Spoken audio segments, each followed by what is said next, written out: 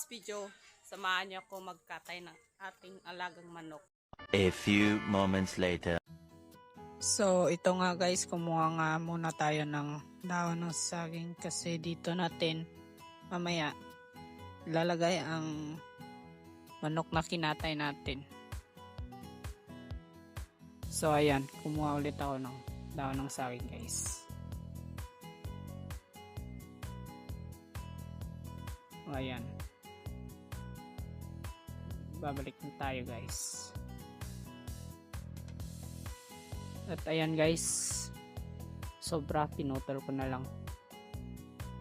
A few inches later.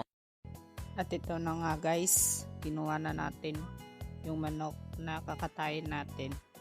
At bali 7 manok nga pala yung kakatayin natin guys.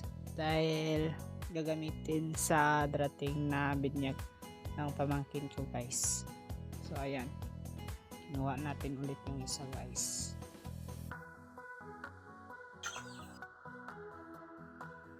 Ayan guys. Ayan, binulbulan na natin guys. Ayan, kinilitan na natin ng liig guys.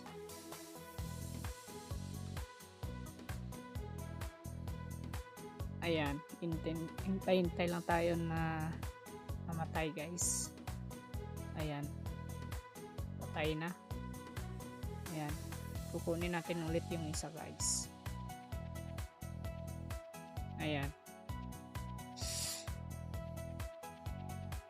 Ayan guys.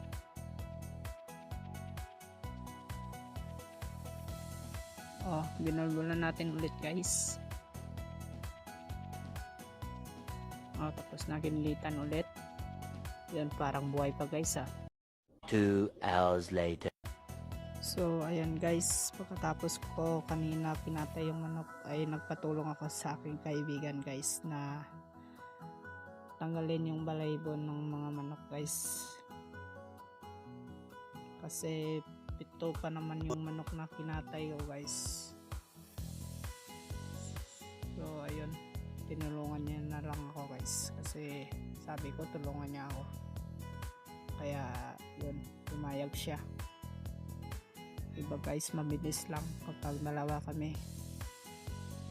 So ayan guys, oh, malapit na matapos guys. Diba, mabilis lang. Ayan. Sige, patapos na guys. Ayan. Ito na nga guys, yung manok na kinatay natin kanina. So ayan, nilasa ko na guys. O ayan o. Ayan.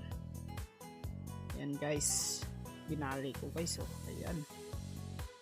Ayan guys.